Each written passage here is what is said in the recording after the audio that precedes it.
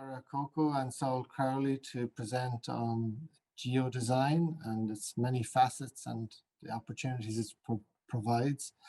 I'm pleased to say I've had direct experience of it here in Fingal, working on the Coastal Communities Adapting Together project, which is recently completed. So I'll hand over to Chiara and Saul, and we'll get some time to ask some questions at the end of the presentation. Thanks. Over to you, Chiara and Saul. Thanks, Kevin. Just confirm that you see my screen correctly. Yes. Good, thanks.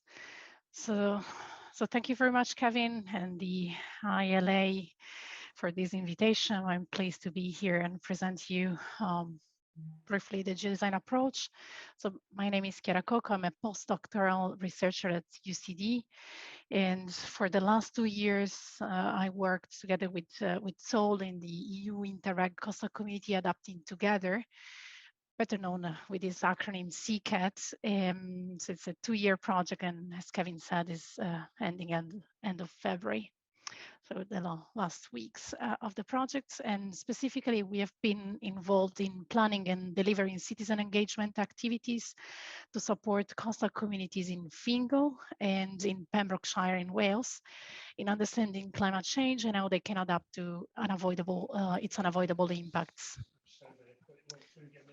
I think there's someone that didn't unmute himself.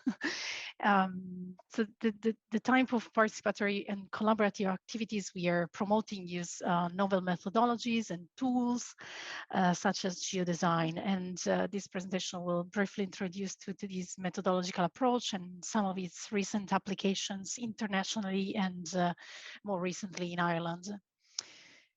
And just to mention, we are using ArcGIS story maps to kind of deliver this presentation. Is a powerful tool for digital storytelling, and we have tested within the CCATs and various communities. And so the roots of geodesign are comprised of languages. Sorry, Chiara, all other participants please mute their microphone? Thanks. Yeah, thank you, Kevin. Yeah, there's some background noise. So we're saying that the roots of geodesign are comprised of languages we as architects and landscape architects all share. And for example, here we have the main characteristic of geographic space condition, what and how we design. And this is the main idea underlying the concept of geodesign, and it has been with us since the beginning of time. And Ian McHarg invoked the idea of geodesign when he talked about design with nature and geo-based technique to assess the best or worst location for a particular land use on the basis of multiple criteria. And here we have a first set of 6 criteria: slope, surface drainage, soil drainage, their combination on the right was used to assess the best location for a new highway route in New York.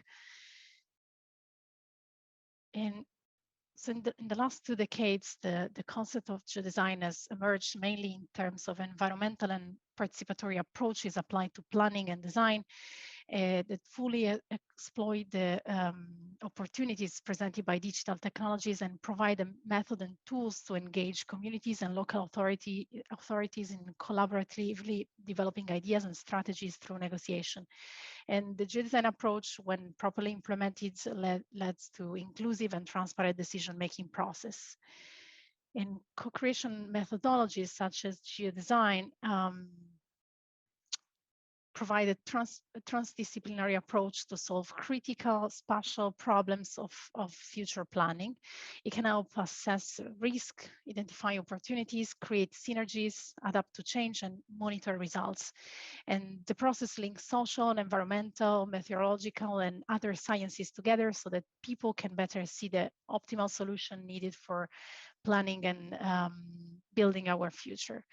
So geodesign is gaining increasing international attention and recognition, and searching the term in Google Trends shows its popularity along the past 2 years. And Google Trends analyzes the search requests made to Google, and in this case, those research that included the term geodesign. And the results confirm that research is being carried out on both sides of the Atlantic, with Geodesign Summit World being held each year in US, and the Geodesign Summit Europe held in the Netherlands. Then we have Italy, with research being carried out at the University of Cagliari, where I obtained my PhD, and similarly with Brazil at the Federal University of Minas Gerais, where I spent part of my master and PhD. And the unexpected third place of Ukraine, where in 2020 a startup called Geodesign was set up, and it seems they have invested a lot in marketing.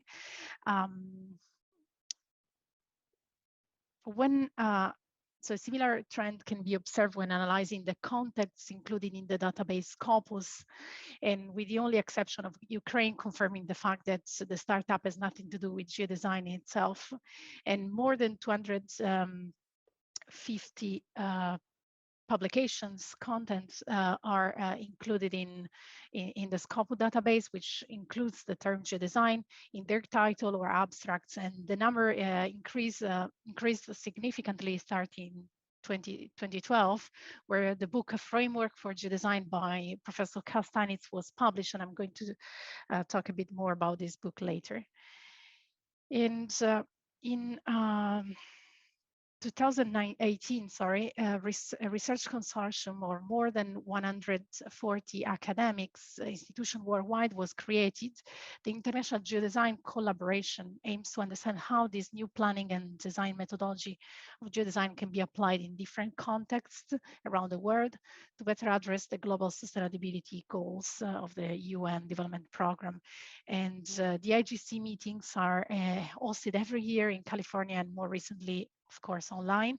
And just to mention that we are going to share with you the link to this story map, and you can explore the tool. And this is an interactive map where all the pins can be explored, and a pop-up window is attached to each of these locations with some information on the specific case study and a link to the project poster, which has been presented at the IGC meeting in the last years. So the methodological approach of geodesign has been used in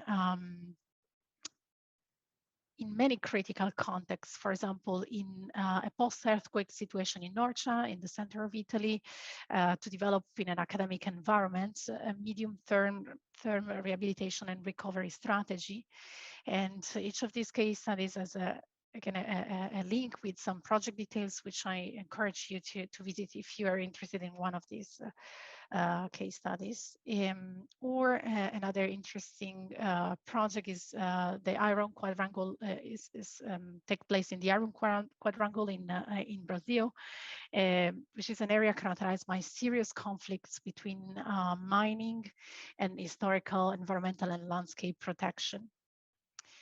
And while these projects from Professor Mintai Kim and a group of students from Virginia Tech applied geodesign methods and tools to create a resilience design for dealing with climate change in the coastal region of Virginia. So the city of Virginia Beach is facing increasing flood risk due to rising sea level and more intense storms. So it's a combination of both. With regard to this, we have recently, as part of the CCAT project, created a compendium of case study which are dealing with geodesign and using this technology for climate change adaptation. And the resource can be accessed online, and there is also a possibility to add more projects, just completing an online questionnaires, and to include also additional case study to this compendium. So well, all these case studies which I've presented to you are conducted using the geodesign workflow as proposed by Carl Steinitz in his book in 2012. The framework is an interrelated set of 6 models that, if properly implemented, allows to quickly making effective decisions about complex and competing issues. In particular, the first 3 models, what is called the knowledge building, examining existing conditions in the study area to produce data and maps. And whereas the last 3 models, the desirable alternatives are defined and assessed to identify potential impacts on the territory and eventually reach an informed and negotiated final design based on consensus. So the use of a structured design making workflow of Geodesign, of the Geodesign framework allows to effectively organize 2 of the key aspects of the process: the contribution of stakeholders and local community within the different phase of the process, and the use of appropriate technology to support the implementation of specific steps.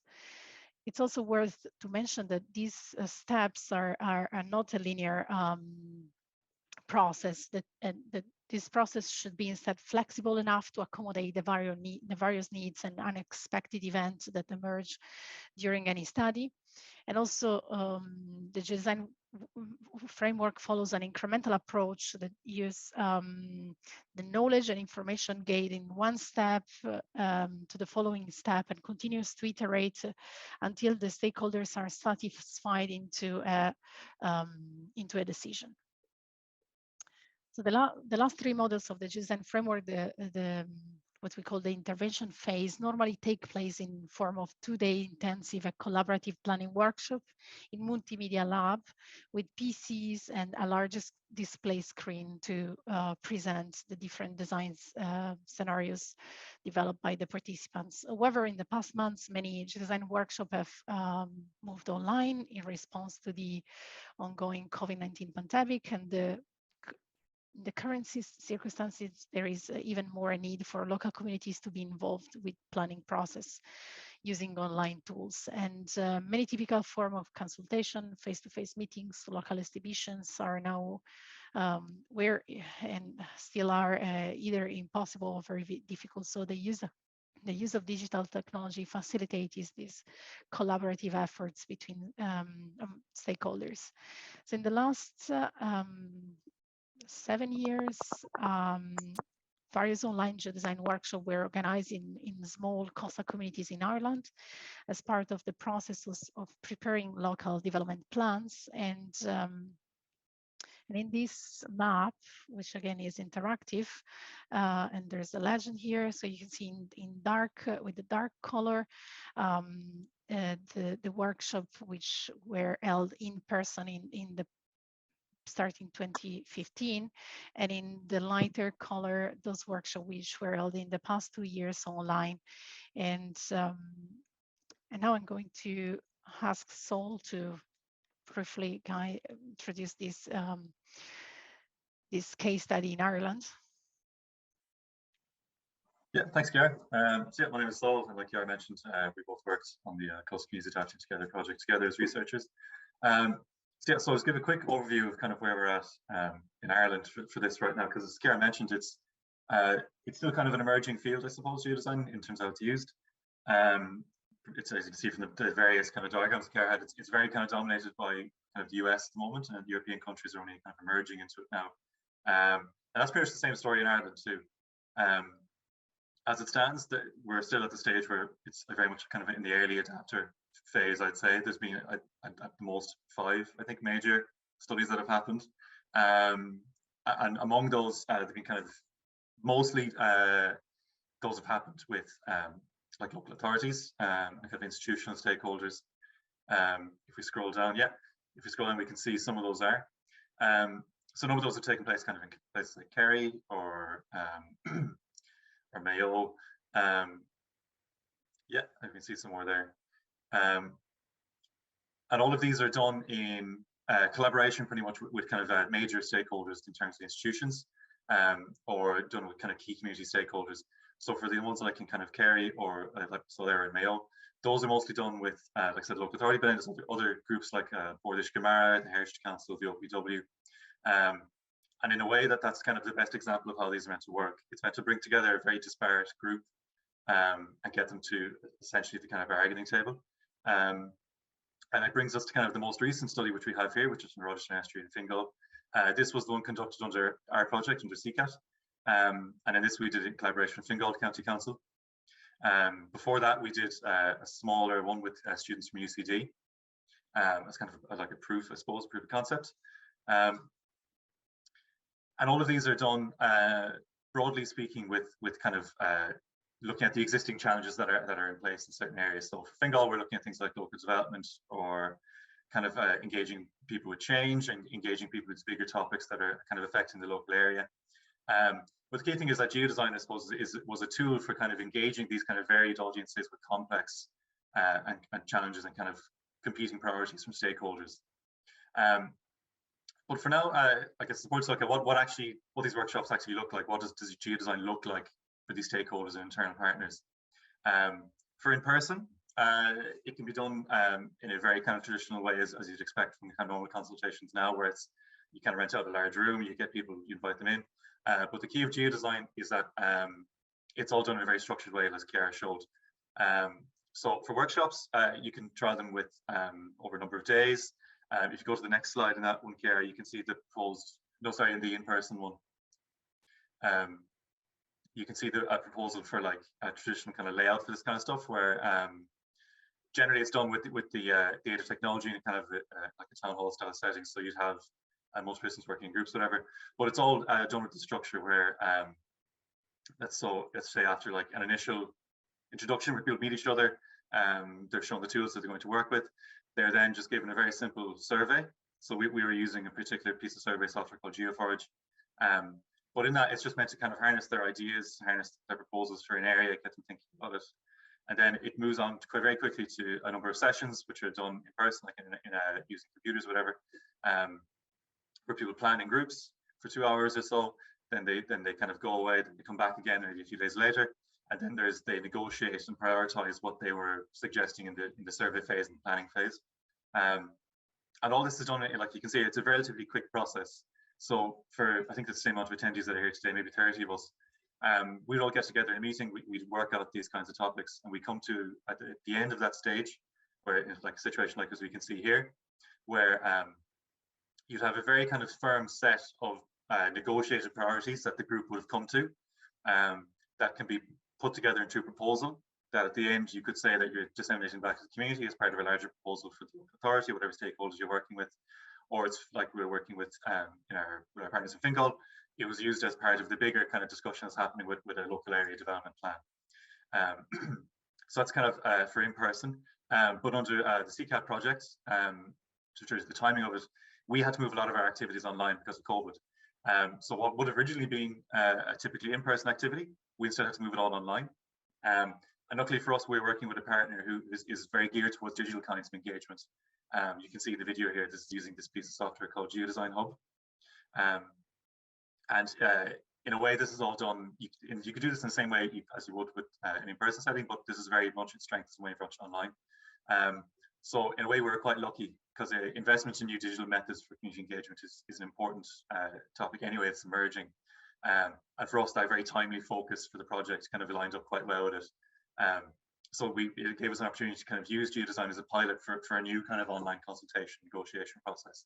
And I think that was really its strength. So if we move to the next slide in that one,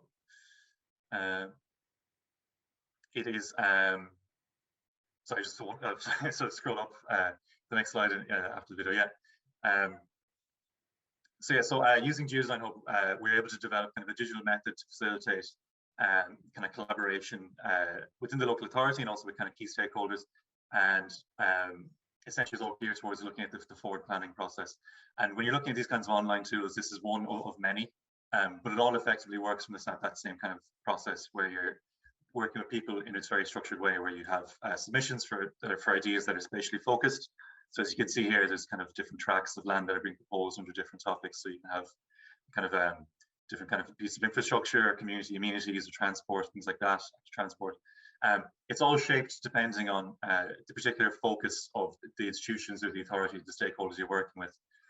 So in our context, we're working with a development plan. So with that, obviously, it comes with a very structured focus. So like we're saying, transport, active transport, roads, things like that. So for us, it was framing that kind of dialogue. And that was one of the main strengths of this, where it's a very hierarchized, very kind of straightforward way of getting people to work towards a common goal. With the online workshops, the biggest strength among that was the fact it was also very quick. And again, they followed much the same format as we saw from the in-person ones, where there's an introductory session, then people come together and they meet again through various online meetings. And again, this process occurred all over the course of maybe 3 to 4 hours. That's probably a bit remarkable. People are used to the very kind of traditional way of doing consultation, where it takes days and weeks for people to come to any kind of conclusion, and oftentimes it's kind of a negative conclusion. People have lots of issues. With this, and if you read about this in any of the literature, it comes up again and again. At the end of this process, whether it's in person or online, whatever, the strength is that everyone has had a chance to kind of air whatever their main priorities are, and by the end, there's a very kind of refined, negotiated conclusion that people can say that they contributed to, where if it's not 100% kind of satisfaction with the result, it's still a high degree of kind of happiness with what the kind of final proposal looks like. And another kind of thing that's worth mentioning for this, from what we learned from how we did it, for an online format like this, it is very suited to kind of bring in a wider variety of stakeholders. In this setting, where we're working with a group that was mainly professionals, so we're able to do it during work hours. So for them, a geodesign for them looked like a 2 to 3 hour slot during their work day that they could just click into, attend over Zoom. So it wasn't particularly disruptive as you'd get with the kind of traditional town hall style meetings, where people have to devote days to it. Instead with this, people could attend as part of their normal work day, they could contribute, then they'd leave. We weren't being overly onerous on them for devoting their time to it. And the same goes for community groups too, when this is done, because you can again gear the timing of this, gear the framing of it towards times that suit people. So you're not asking people to devote their entire day, their entire evening, lunchtime, whatever, to coming to a venue that suits you. Instead, you're bringing it to them. All they have to have is a computer and a meeting link and an email that they can register with. And it follows that same process. It's 2 to 3 hours at a time, and they get to contribute by the end. So we move on to the next section, in keeping with that.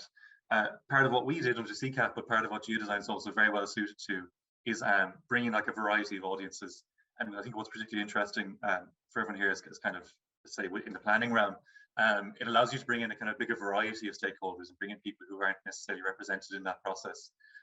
So for us, we were interested in kind of engaging young audiences, young people, maybe their parents. This has been done before in Ireland, in kind of the Kerry and Mayo case studies, where they've worked with school kids. In that sense, they went out to schools and they kind of made it a drawing activity. And you can see here, this is from the one in SD and Mayo. And it was the interesting with this is that while you're working with a young audience, and obviously it's completely different to what we were looking at before, which is geared towards adults, you're effectively asking them to go through the same ideation process, looking at the same things. Like you can see here, lovely drawings of cycle roads, cycle paths along roads, looking at shops, looking at ways of developing the beach, things like that. So it's the same topics that are being looked at. So in that way, what the school kids were doing in this context, it dovetailed nicely what the adults were working on. So by the end of that process, that was included in the final report. But on the CCAP project, we are kind of interested in looking at maybe a more high-tech version of that. So with that, we were interested in looking at Minecraft specifically. And within that, we were able to follow what was kind of a more technical process, I'd say, where we were converting spatial data that was held by Fingal County Council. And we were able to follow a process that converts that data into a format that's runnable in Minecraft. So within this, just like as happened with school kids, in the other example, we went out, we got groups of interested young people together, and we ran a series of workshops, just like you would with the normal kind of adult geodesign, where we set them the same kind of prioritized list of tasks, where they're looking at the same kind of interlinked systems as you get in a development plan, but it was all done through Minecraft. So when they joined our workshops, they were given access to a Minecraft server that was hosting a file that was comprised of data that we converted using spatial data from the council. So that's everything from housing to roads to biodiversity, things like that. And we're able to replicate kind of a digital twin, I suppose, of our study area. So when people joined it, they were seeing something that was as realistic as you could get with the engine as they'd see in real life. And again, just like that, what we saw was the kids are working with same kinds of topics, and they're producing the same kinds of proposals as you'd expect from adults, just in a more simplified format.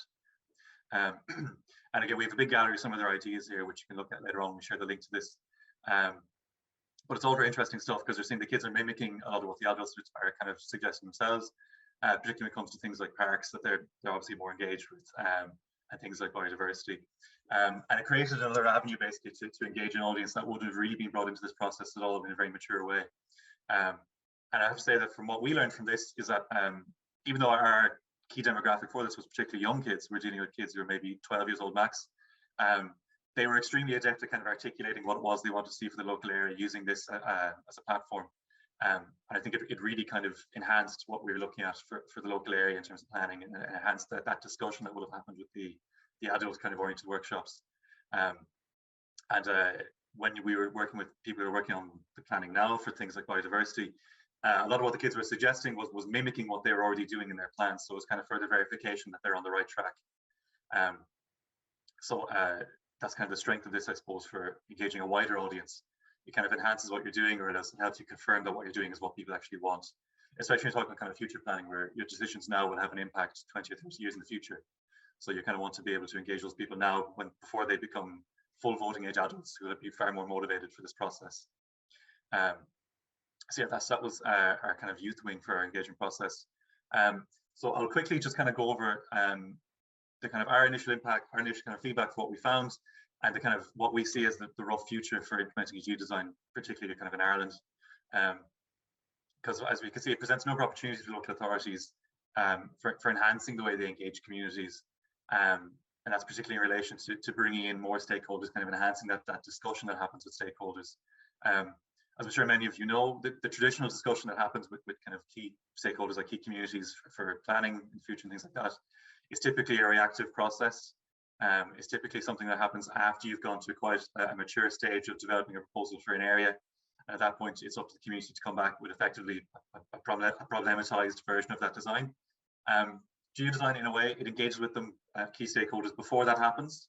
So it brings up the discussion where you can address these issues before they get to a point where it's particularly drastic. And that's one of the kind of key benefits of this. And I've listed some more here too. So there's a big thing as well with this, where it engages communities with the visual and spatial aspects of planning. So in a way, it kind of widens it out, where it's no longer people who are maybe experts in this process and they're already interested in stuff anyway, or people who are the most immediately affected, so they feel like they have to speak up. Instead, it changes the framing of that discussion instead, so that people who are non-experts can get involved in this process. They don't have to be experts, let's just say, in kind of planning. They don't have to be experts in biodiversity. They don't have to really know about the legislation that surrounds this kind of stuff. What it does, it removes those barriers and lets them just get to straight to the discussion of what is it they want to see and how that will look. Particularly for our workshops with Fingal, as you'll see mimicked elsewhere too, it's a really good way for facilitating interdepartmental collaboration, and it comes up a lot. It breaks down the silos between people who just need to be working together. So people will be working in completely different parts of like a local authority with competing areas. It brings them together in a context that allows them to kind of really rely on their expertise and also discuss the issues as they're relevant. And as we've listed here, it quickly and efficiently brings these people together. So it's the right people for the right issues. So if you're having a discussion that's really impinging on, or like sorting out something to do with, let's just say, where you want to put in a housing estate, the right people who need to talk about that, so planners, people who do kind of biodiversity, whatever, they can come to that discussion, they can air what needs to be said, and then the discussion moves on from that point. So it really kind of enhances that process.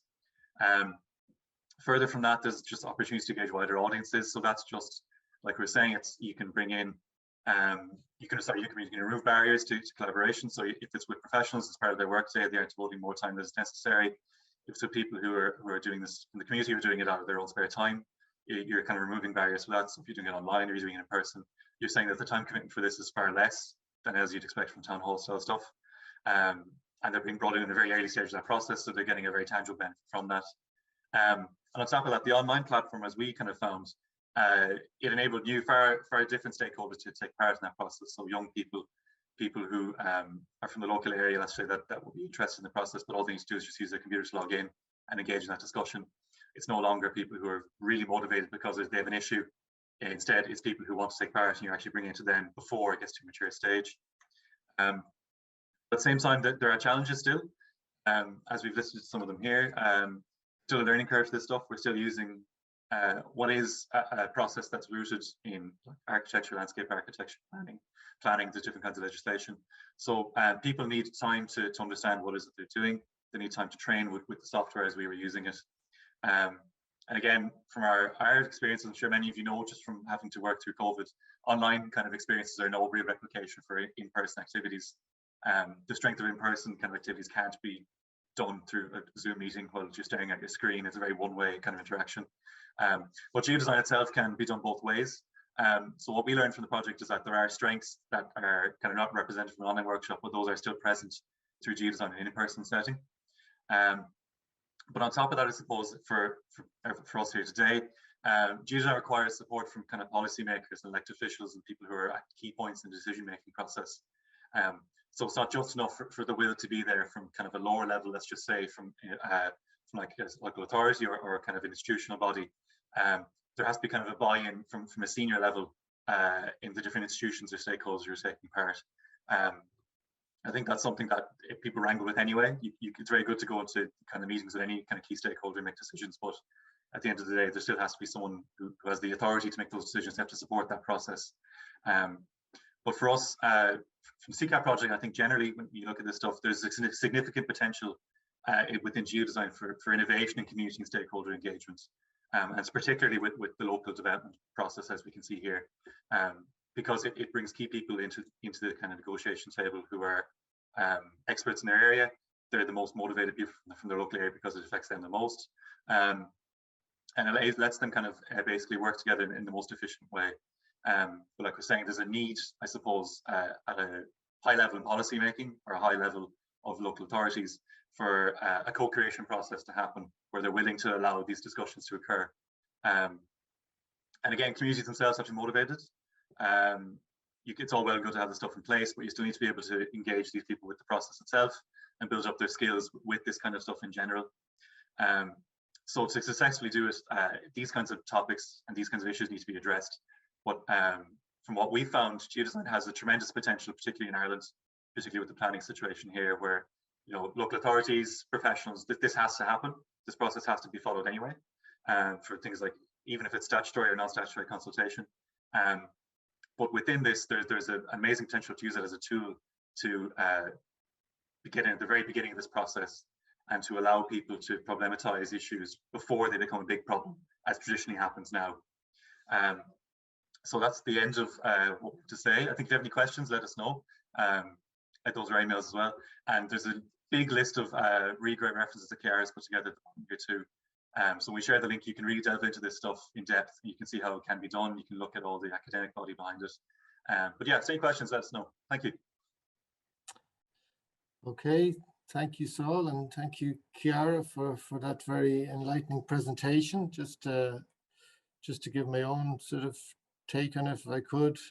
Obviously, Saul and Chiara referenced the work in Fingal, which was, I suppose, was we were very surprised at how easy it was to use the technology in the context of community and stakeholder engagement, and how quick it was to introduce groups to it who are non-technical.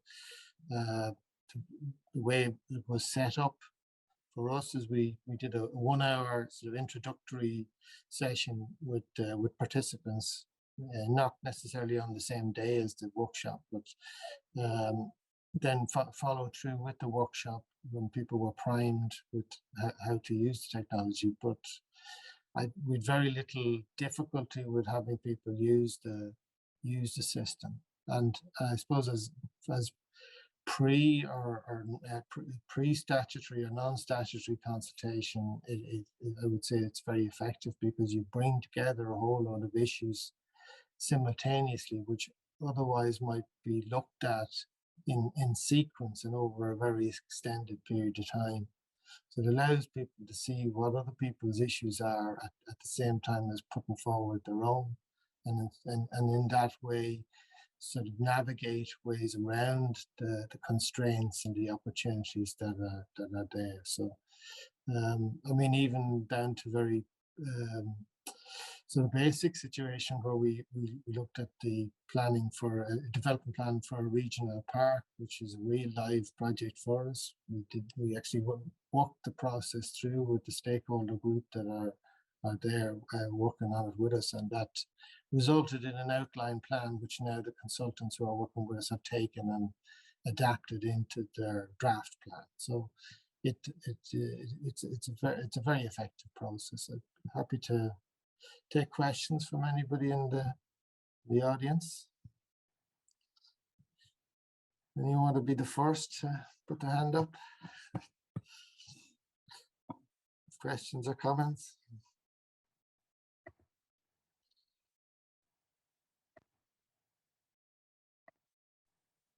Kevin, yeah. Hi. It's Tony Williams here. Tony. I put in a message or a I see a question in the chat. Yeah. I just, it might be interesting. I love the Minecraft approach, being a bit of a computer geek, but I think it's a really nice way to introduce people, and it's non-technical in a way. So I just wonder, in terms of approaching these things through a participative planning process through Aarhus Convention, it may be a very powerful tool you can show how it's actually already working. And Ireland has signed the Aarhus Convention since 2012, but we need to put the structures in place. So I think it could be an interesting approach to get it funded and get it resourced, to get this kind of planning approach resourced. So maybe the IPI, we could reach out to them and discuss it. certainly, or the RTPI or both. Yeah, because we had good engagement with our planning colleagues on this in the context both of the specific projects, but also in the context of the development plan process. And that's where the Minecraft came into particularly. So absolutely, we would see that go. And specifically also, we're looking at a coastal way, which would run the length of the coastline of Fingal. We're looking at using it in that project, which is a very major strategic project for the council. So thanks, Tony. And thanks for the comment from Bernadette. I might just mention for using Minecraft particularly, it is something that was wildly popular. Let's say when we first suggested it, people's ears do perk up quite well. I think when you mention it first, it's a very timely thing. But what was great about it was, like, I think when we advertised it, I think it was for all of an hour or something on the council website and maybe on Twitter, and we had 20 spots or something, and it was sold out within the hour. So, and these are people who it was families and their kids, obviously, but these are people who otherwise didn't really engage with the council. They weren't really, it's not like they were kind of watching the council website like a hawk anyway. They just heard about this, and even on that level alone, it brought in people who I suppose would never have been interested in this stuff. They never would have really spoken to their kids about how their local area would look. They never spoke to the kids necessarily about what the kids wanted to happen in the future for sustainability and things like that. And our workshops were kind of specifically geared towards environmentally friendly planning and things like that. So it fits in really nicely into like that, like you're saying, it fits in very nicely into kind of creating opportunities for more discussions about the specific vision that young people have for this. And there's plenty of stuff even at an Irish government level for engaging young people in these kinds of processes. So it is a gap that needs to be filled in some way, like eventually. And this is one that I feel like is probably the strongest of them, because it ticks every box for young people. It gets them interested, and it ticks every box for the adults in the room who need to do this stuff anyway.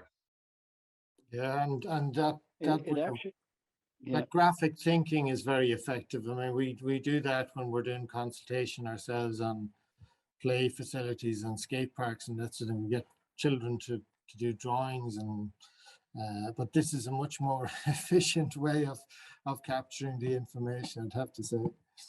Go ahead, Tony. And I just add as well, because there's the International Play Association, and I know some of our colleagues were involved in that.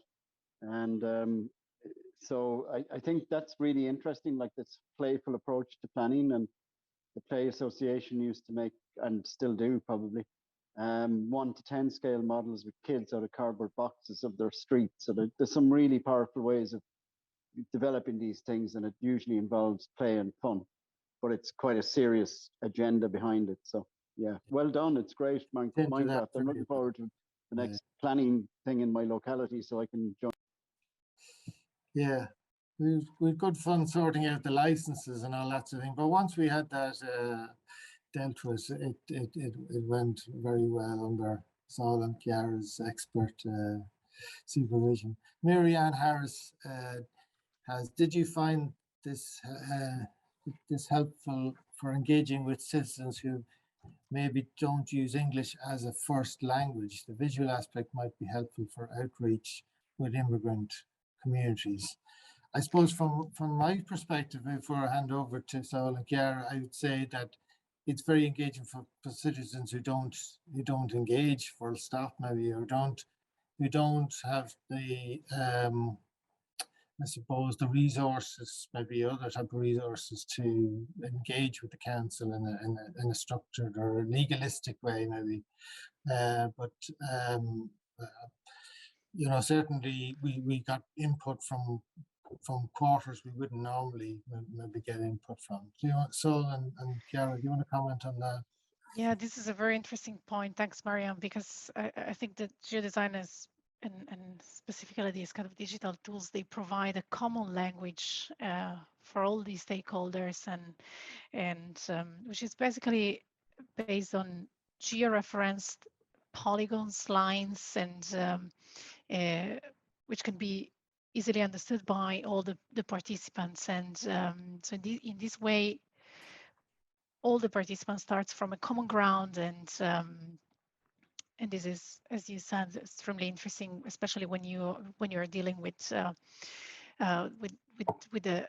non-homogeneous community. And I would like also to mention that in Brazil, while I was there, we used geodesign in illegal settlements, and their kind of trust in local authorities is kind of null. And what we did is because there was the idea from the municipality of Belo Horizonte to kind of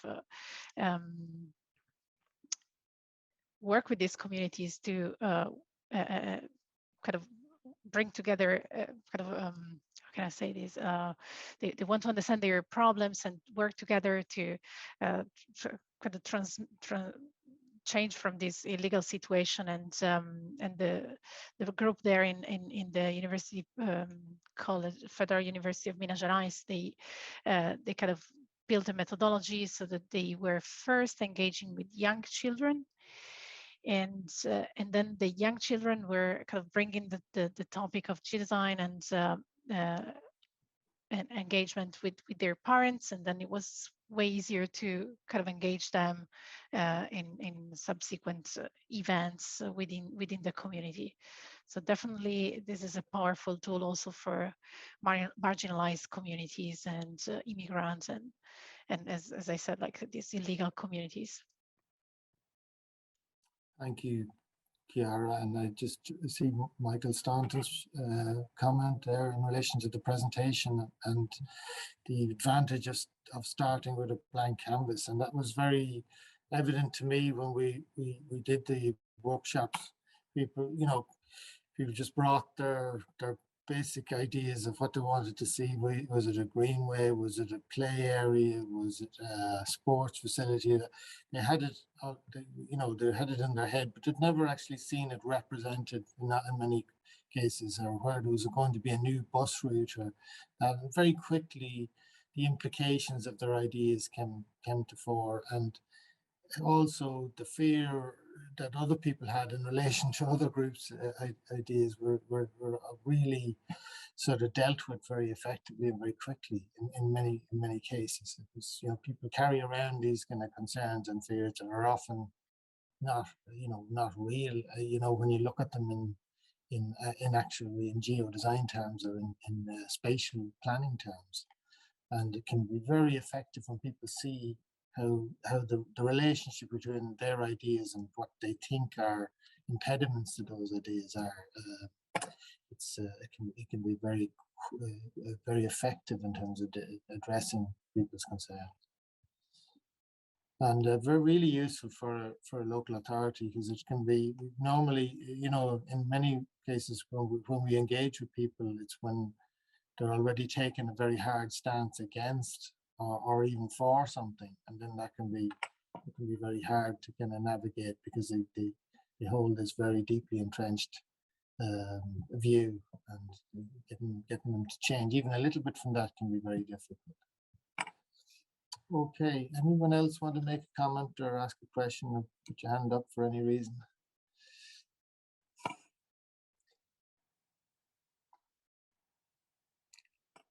Okay, well, listen, thanks very much to everyone for attending today, and thank you for your presentations to Chiara and Saul. It's been really great working with both Chiara and Saul for the last couple of years, and certainly a lot of us here in Fingal are converts to the process. So we'll be open to see it used more widely and more effectively going forward. So thanks again to everyone for attending. Bye for now. Thanks, Kevin. Thanks all. Bye. Thanks so much. Bye. Bye, everyone.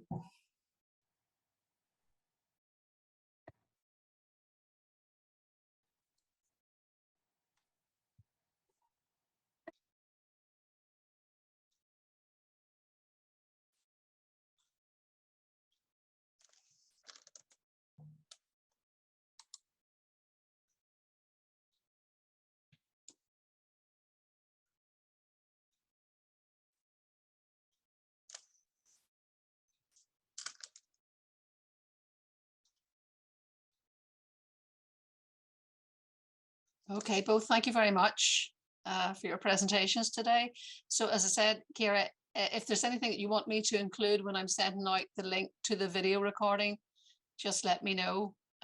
It'll be, I say it's one of my colleagues on the ILI Council that does the YouTube. So if you can send that through me maybe by early next week, that'd be fine. We can issue it then. We normally try to get it out within the week. That's great. Okay. Yeah, I'm going to share with you the link to the presentation. Thank you. Okay, listen, thank you so much for your time. Thank you, Anne. Okay, all the best. Thank you. Bye.